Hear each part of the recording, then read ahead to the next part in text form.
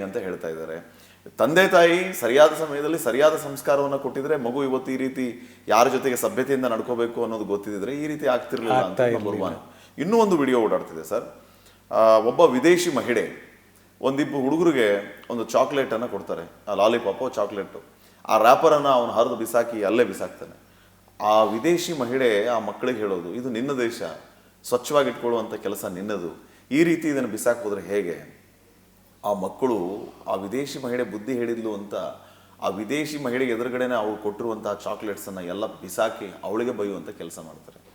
At the same time ಇನ್ನೂ ಒಂದು ಮಗು ಯಾವ ರೀತಿ ಹೊರದೇಶದಿಂದ ಬಂದಂಥ ಅತಿಥಿಯನ್ನು ಸತ್ಕಾರದಿಂದ ಕಾಣ್ತಾರೆ, ಅವ್ರಿಗೆ ನಮಸ್ಕಾರ ಅಂತ ಹೇಳೋದು, ಬನ್ನಿ ಕುತ್ಕೊಳ್ಳಿ ಅಂತ ಹೇಳೋದು, ಅವರ ಔಪಚಾರಿ ಆ ಅತಿಥಿ ಸತ್ಕಾರ ಇತ್ಯಾದಿ ಎಲ್ಲ ಮಾಡೋದು, ಇವೆರಡು ಈ ರೀತಿ ವೈರಲ್ ಆಗ್ತಾ ಇದೆ.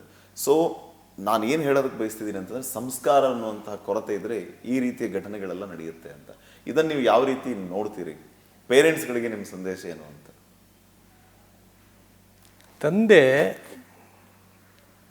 ತನ್ನ ಮಕ್ಕಳಿಗೆ ನನ್ನನ್ನು ನೀನು ನೋಡಿ ಕಲಿ ಹೇಳುವಷ್ಟು ಧೈರ್ಯ ಉಂಟು ಅವನಿಗೆ ಹೇಳಲಿಕ್ಕೆ.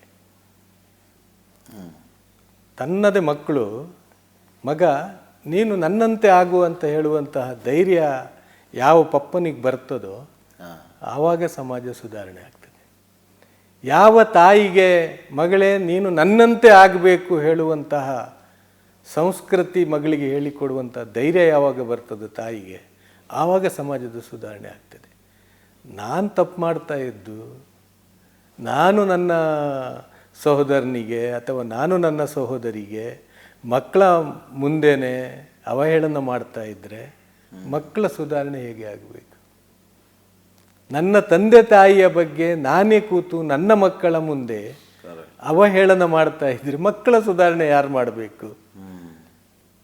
ಅಮಿತಾಬ್ ಬಚ್ಚನ್ನ ಎದುರು ಮಾತಾಡಿದಂಥ ಮಗುವಿನ ಚಿತ್ರ ಕೂಡ ನಾನು ನೋಡಿದೆ. ಅದು ತಂದೆ ತಾಯಿಯ ಸಂಸ್ಕೃತಿಯೇ ಸರಿ ಇರಲಿಲ್ಲ ಹೇಳುವಂಥ ಮಾತು ಹೇಳಿದರು ಅವರು. ಸಂಸ್ಕೃತಿ ಕಲಿಸ್ಬೇಕಾದವರು ಯಾರು ಮಕ್ಕಳಿಗೆ?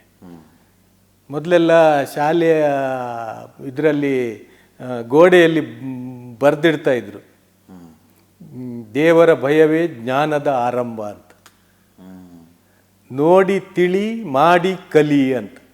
ನೋಡಿ ತಿಳಿ ಮಾಡಿ ಕಲಿ. ನೋಡಿ ತಿಳಿಲಿಕ್ಕೆ ನಾನೇ ಸರಿ ಇಲ್ಲ ಅಂದರೆ ನನ್ನ ಮಕ್ಕಳು ಹೇಗೆ ಸರಿ ಆಗಬೇಕು?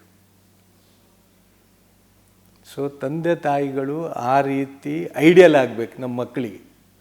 ಆವಾಗ ನಮ್ಮ ಮಕ್ಕಳು ಸಮಾಜಕ್ಕೆ ಐಡಿಯಲ್ ಆಗ್ತಾರೆ.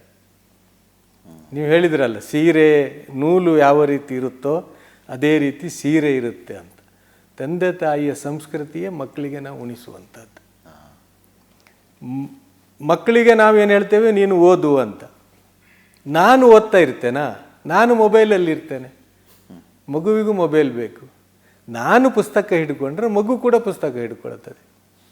ನಾನು ಮೊಬೈಲ್ ಇಟ್ಕೊಂಡು ಓದ್ತಾ ಇದ್ದೇನೆ, ಮಗುವಿಗೆ ಹೇಳ್ತೇನೆ ಪುಸ್ತಕ ಇಟ್ಕೊಂಡು ಓದು ಅಂತ. ಹೇಗೆ ಸಾಧ್ಯ ಆಗ್ತದೆ? ಮಗು ಹೇಳುವಂಥದ್ದು ಒಂದು ಮೇಣದ ಮುದ್ದೆ ಸರ್. ಅದು ನಾವು ಅದಕ್ಕೆ ಹೇಗೆ ಕೊಡ್ತೇವೆ ಆಕೃತಿ, ಆ ರೀತಿ ಅದು ಬೆಳೀತದೆ. ಆ ರೀತಿ ಅದು ಬೆಳೆಸಬೇಕು ನಾವು. ಮತ್ತು ಮಕ್ಕಳನ್ನು ತಿಳಿಲಿಕ್ಕೆ ತಂದೆ ತಾಯಿಗೆ ಅಷ್ಟು ಸುಲಭ ಇಲ್ಲ ಸರ್. ಆ ಮಕ್ಕಳ ಹೃದಯ ಹೇಳುವಂಥದ್ದುಂಟಲ್ಲ, ಅದು ತುಂಬ ಕೋಮಲ ಆಗಿರ್ತದೆ, ಅದು ತುಂಬ ಆತ್ಮೀಯವಾಗಿರ್ತದೆ. ಉದಾಹರಣೆಗೆ ನಾವೇ ಚಿಕ್ಕಂದಿನಿಂದ ಇರುವಾಗ ನಾನು ಯಾವ ಮಾತು ತಂದೆ ತಾಯಿಗಳನ್ನು ವೃದ್ಧಾಶ್ರಮಕ್ಕೆ ಕಳಿಸುವುದು ಅಂತೇಳಿ ಹೇಳಿದ್ನೋ, ನಾವೇ ಚಿಕ್ಕದಿರುವಾಗ ನಾವು ಆಟ ಆಡ್ತಾ ಇದ್ದೆವು, ನನ್ನ ಅಮ್ಮ ನನ್ನ ಪಪ್ಪ ಅಂತ. ಇವತ್ತು ನಮ್ಮ ಮನೆಯಲ್ಲಿ ಮಕ್ಕಳು ಆಟ ಆಡ್ತಾರೆ. ಎಲ್ಲಿ ಕುಟುಂಬಗಳು ಸೇರಿ ಉಂಟೋ 5-6 ಮಕ್ಕಳಿದ್ರೆ ಇದು ನನ್ನ ಅಮ್ಮ, ಇದು ನನ್ನ ಅಮ್ಮ ಅಂತೇಳಿ ಒಂದೆರಡು ಮಕ್ಕಳು ಅಮ್ಮನ ಕಡೆ ಓಡಿದ್ರೆ, ಸ್ವಲ್ಪ ದೂರ ಆದರೆ ಇನ್ನೊಂದೆರಡು ಮಕ್ಕಳು ಅಪ್ಪನ ಕಡೆ ಹೋಗಿ ಇದು ನನ್ನ ಅಪ್ಪ, ಇದು ನನ್ನ ಅಪ್ಪ ಅಂತೇಳಿ ಅವರು ತಬ್ಬಿಕೊಳ್ತಾರೆ. ನಂದು ಹೇಳುವಂತಹ ಕಾಂಪಿಟೇಷನ್ ಇರುವಂತಹ ಆ ಮಕ್ಕಳು ದೊಡ್ಡದಾದಾಗ ಅದು ಬೆಳಿಬೇಕಿತ್ತಲ್ಲ. ಕರೆಕ್ಟ್. ಅವರಿಗೆ ನಾವು ಶಿಕ್ಷಣ ಕೊಟ್ಟಿದ್ದೇವಲ್ಲ, ಶಿಕ್ಷಣ ಕೊಟ್ಟಿದ್ದೇವೆ, ಆದರೆ ಶಿಕ್ಷಿತರಾಗಿದ್ದೇವೋ ಇಲ್ವೋ ಹೇಳುವಂಥದ್ದು ಕ್ವಶನ್ ಮಾರ್ಕ್. ಯಾಕೆ ಶಿಕ್ಷಣ ಪಡೀತಾರೆ, ಶಿಕ್ಷಿತರಾಗೋದಿಲ್ಲ? ಶಿಕ್ಷಣ ಪಡೆದಂಥ ಇಬ್ಬರೂ ಕೂಡ ನನ್ನವರು ಅಂತೇಳಿ ಹೇಳಬೇಕಿತ್ತು. ನಾನು ತಂದೆಯೂ ನನ್ನವನು, ತಾಯಿಯೂ ನನ್ನವಳು. ಆವಾಗ ನಾವು ಜಗಳ ಮಾಡಿಕೊಂಡು ತಾಯಿ ನನ್ನವಳು, ತಂದೆ ನನ್ನವನು ಅಂತೇಳಿ ನಾವು ಆಟ ಆಡ್ತಾ ಇದ್ದದ್ದು. ಈಗ ಯಾಕೆ ತಂದೆ ನಿನ್ನವನು ತಾಯಿ ನಿನ್ನವಳು ಯಾಕೆ ಆದರು? ಬೆಳೆದ ನಂತರ ನಮಗೆ ಯಾರು ಕಲಿಸಿದ್ದು ಅದನ್ನು? ಸಮಾಜ ಕಲಿಸಿದ್ದ? ನಮ್ಮ ಶಿಕ್ಷಣ ಕಲಿಸಿದ್ದ? ಎಲ್ಲಿ ನಾವು ಕಾಲು ಜಾರ್ತಾ ಇದ್ದೇವೆ? ಸೊ ಈ ನಿಟ್ಟಿನಲ್ಲಿ ನಮಗೆ ಯೋಚನೆ ಮಾಡಬೇಕು ಸರ್. ನನ್ನವರು ಹೇಳುವಂಥ ಭಾವನೆ ನಾವು ಎಷ್ಟು ತನಕ ಬೆಳೆಸುವುದಿಲ್ಲೋ ಮಕ್ಕಳಲ್ಲಿ, ಅವರು ಯಾರಿಗೂ ಕೂಡ ನನ್ನವರು ಅಂತೇಳಿ ತಿಳ್ಕೊಳ್ಳೋದಿಲ್ಲ. ಅದು ನನ್ನ ಮಾತಿನಲ್ಲಿ ಉಂಟು, ನನ್ನ ವರ್ತನೆಯಲ್ಲಿ ಉಂಟು. ಅದನ್ನೇ ಅವರು ನೋಡುವಂಥದ್ದು. ನಾಲಿಗೆಯ ಮಾತು ಕೇಳಬೇಕು ಅವರು. ಕೇಳಿ ತಿಳಿಯುವುದಕ್ಕಿಂತ ನೋಡಿ ತಿಳಿಯುವುದರಲ್ಲಿ ಜ್ಞಾನ ಜಾಸ್ತಿ ಇದೆ. ಇನ್ನು ಮಾಡಿ ಕಲಿಯುವಂಥ. ಸೊ ಈ ನಿಟ್ಟಿನಲ್ಲಿ ನಾವು ನಮ್ಮ ಮಕ್ಕಳನ್ನು ಬೆಳೆಸಬೇಕು. ಇದು ಒಂದೆರಡು ಘಟನೆ ನಮಗೆ ಮುಂದೆ ಬಂದದ್ದು. ಅದು ಕೂಡ ಒಂದು ವಿದೇಶಿ ಮಹಿಳೆ, ಇನ್ನೊಂದು ಅಮಿತಾಬ್ ಬಚ್ಚನ್ ಅಲ್ವಾ? ನಮ್ಮ ಫ್ಯಾಮಿಲಿಯ ಮೆಂಬರ್ಸನ್ನು ನಾವು ಯಾವ ರೀತಿ ಕಾಣ್ತಾ ಇದ್ದೇವೆ? ಎಲ್ಲಿದೆ ಸಂಸ್ಕೃತಿ ನಮ್ಮದು? ಚಿಕ್ಕಪ್ಪ ಇದ್ದಾರ ಈಗ ನಮ್ಮ ಸಮಾಜದಲ್ಲಿ? ಚಿಕ್ಕಪ್ಪ ಹೇಳುವಂತಹ ವಾಕ್ಯ ಸಿಗ್ತದ? ದೊಡ್ಡಪ್ಪ ಹೇಳುವಂಥ ವಾಕ್ಯ ಸಿಗ್ತದ? ಚಿಕ್ಕಮ್ಮ ದೊಡ್ಡಮ್ಮ ಹೇಳುವಂತಹ ವಾಕ್ಯಗಳು ಉಂಟ ನಮ್ಮ ಸಮಾಜದಲ್ಲಿ? ಎಲ್ಲರೂ ಕೂಡ ಆಂಟಿ ಅಂಕಲ್ ಆಗಿಬಿಟ್ಟಿದ್ದಾರೆ. ಎಲ್ಲರೂ ಕೂಡ ಆಂಟಿ ಅಂಕಲ್. ನಾವು ಬೆಳೆದಿದ್ದೇವೆ ಸರ್, ಆದರೆ ನಮ್ಮ ಸಂಸ್ಕೃತಿ ಬೆಳೀಲಿಲ್ಲ, ನಾವು ಬೆಳೆಸ್ತಾ ಇಲ್ಲ ಅದನ್ನು. ಹಿರಿಯರು ಭಾಳ ಬುದ್ಧಿವಂತರು ಸರ್, ನಾವು ಎಣಿಸಿದ್ದು ನಾವು ಬುದ್ಧಿವಂತರು ಅಂತ. ಅವರಿಗೆ ಸಂಬಂಧ ಜೋಡಿಸುವಂಥದ್ದು ಗೊತ್ತಿತ್ತು, ನಮಗೆ ಸಂಬಂಧ ಜೋಡಿಸಲಿಕ್ಕೆ ಗೊತ್ತಿಲ್ಲ ಸರ್. ನಾವೆಲ್ಲ ಮೈಕ್ರೋ ಆಗ್ತಾ ಇದ್ದೇವೆ. ಎಲ್ಲಿಯಾದರೂ ಒಂದು ದಾವತ್ ಹೇಳ್ತೇವೆ ನಮ್ಮಲ್ಲಿ ಅಲ್ವಾ, ಒಂದು ಆಮಂತ್ರಣ ಅಂತೇಳಿ ಹೇಳ್ತೇವೆ. ಮನೆಯಲ್ಲಿ ಪ್ರೀತಿಯಿಂದ ಅವರಿಗೆ ಮಾಡಿ ಹಾಕುವಂಥ ಸಂಸ್ಕೃತಿಯನ್ನೇ ನಾವು ಕಳ್ಕೊಂಡಿದ್ದೇವೆ. ನಮಗೆ ಒಂದು ಹೋಟ್ಲಿಗೆ ಕರ್ಕೊಂಡು ಹೋಗ್ತೇವೆ, ಅದೆಲ್ಲ ಹೇಳಿದರೆ ಹೋಟ್ಲಿದ್ದು ತಂದು ಅವರಿಗೆ ತಿನ್ನಿಸ್ತೇವೆ. ಎಲ್ಲಿ ಬಾಂಧವ್ಯ ಸರ್? ಎಲ್ಲ ಆರ್ಟಿಫಿಷಿಯಲ್ ಆಗ್ತಾ ಇದೆ, ಎಲ್ಲ ಆರ್ಟಿಫಿಷಿಯಲ್ ಆಗ್ತಾ ಇದೆ.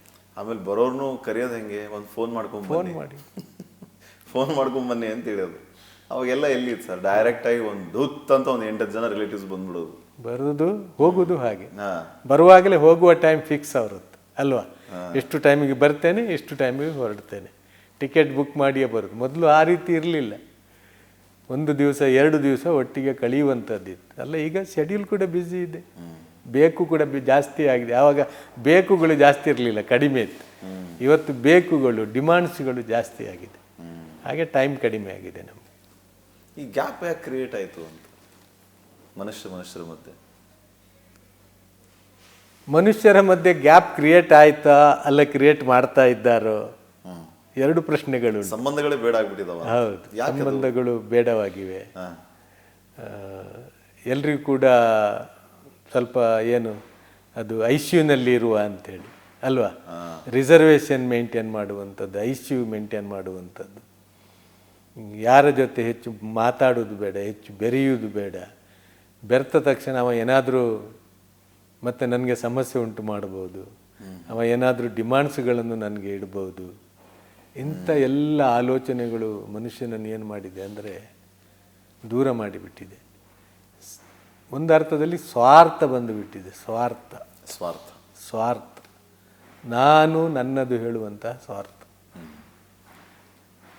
ಆ ಸ್ವಾರ್ಥ ದೂರ ಆಗದೆ ನಮಗೆ ಬೆರಿಲಿಕ್ಕೆ ಆಗೋದಿಲ್ಲ. ನಾವು ಮೊದಲು ಸ್ವಾರ್ಥದಿಂದ ಹೊರಗೆ ಬರಬೇಕು.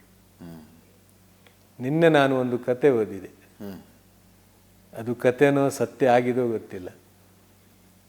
ಒಬ್ಬಳು ಮಹಿಳೆ 10 ರೂಪಾಯಿ ಅಂಗಡಿಯವನಿಗೆ ತಂದು ವಾಪಸ್ ಕೊಡ್ತಾಳೆ. ಅಂಗಡಿಯವ ಕೇಳ್ತಾನೆ, ಏನಿದು 10 ರೂಪಾಯಿ ಅಂತ. ನಿನ್ನೆ 70 ರೂಪಾಯಿ ಸಾಮಾನು ತಗೊಂಡಿದ್ದೆ, ನೀನು ನನಗೆ 30 ರೂಪಾಯಿ ಕೊಡಬೇಕಿತ್ತು, ಅದಕ್ಕೆ 40 ರೂಪಾಯಿ ನೀನು ಕೊಟ್ಟಿದ್ದೆ. ನಿನ್ನೆ ರಾತ್ರಿ ನಾನು ಬರುವಾಗ ನಿನ್ನ ಅಂಗಡಿ ಬಂದಾಗಿತ್ತು, ಇವತ್ತು ಬೆಳಿಗ್ಗೆ ಎದ್ದು ಬಂದಿದ್ದೇನೆ, ಇದು 10 ರೂಪಾಯಿ ತೆಕೋ ಅಂತ. ಅವ ಹೇಳ್ತಾನೆ, ಎಲ್ಲಿಂದ ಬಂದದ್ದು ನೀನು ಅಂತ. ಮತ್ತೆ ನೋಡಿದ್ರೆ 7 ಕಿಲೋಮೀಟರ್ ನಡೆದುಕೊಂಡು ಬಂದಿದ್ದಾಳೆ. 10 ರೂಪಾಯಿ ವಾಪಸ್ ಕೊಡಲಿಕ್ಕೆ 2 ಬಾರಿ ಬಂದಿದ್ದಾಳೆ.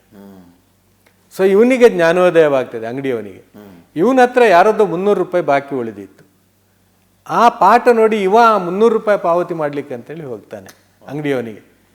ನಿಂದು ನೋಡು, ಒಂದು ಬ್ಯಾಲೆನ್ಸ್ ನನ್ನ ಹತ್ರ 300 ರೂಪಾಯಿ ಇತ್ತು, ನೀನು ಕೇಳಲಿಲ್ಲ, ನನಗೂ ನೆನಪಿರಲಿಲ್ಲ, ಆದರೆ ಇವತ್ತು ನನಗೆ ನೆನಪಿಗೆ ಬಂತು, ಇದು 300 ರೂಪಾಯಿ ನೀನು ತೆಕೋ ಅಂತ. ಅಲ್ಲಿಗೆ ಹೋದಾಗ ಏನಾಗಿದೆ ಅಂತ ಹೇಳಿದರೆ ಅವನಿಗೆ ಇವನ ಈ ಅವಸ್ಥೆ ನೋಡಿ ಅವನಿಗೊಂದು ಜ್ಞಾಪಕ ಬರ್ತದೆ. ನಾನೊಬ್ಬನ ಹತ್ರ 1 ಲಕ್ಷ ರೂಪಾಯಿ ಸಾಲ ತಗೊಂಡಿದ್ದೆ, ಸಾಲ ತಗೊಂಡು 1 ವಾರದಲ್ಲಿ ಅವ ತೀರಿ ಹೋಗಿದ್ದಾನೆ. ಸೊ ಅದಕ್ಕೆ ಯಾರು ವಾರಿಸುದಾರರು ಇಲ್ಲ ಅಂತೇಳಿ ನಾನು ಅವನಿಗೆ ಸಾಲ ವಾಪಸ್ ಮಾಡಲಿಲ್ಲ. ಬಟ್ ನಾನು ಇವತ್ತು ಆ ಸಾಲ ವಾಪಸ್ ಮಾಡಲಿಕ್ಕೆ ಹೋಗ್ತೇನೆ ಅಂತ. ಅವ ಹೋಗಿ ತಲುಪಿದ್ದು ಎಲ್ಲಿ ಅಂದರೆ, ಯಾರು ಅದು 10 ರೂಪಾಯಿ ವಾಪಸ್ಸು ಕೊಟ್ಟಲು ಹೋದ್ಲ ಆ ಮನೆಗೆ ಹೋಗಿ ಅವ ತಲುಪಿದ್ದಾನೆ.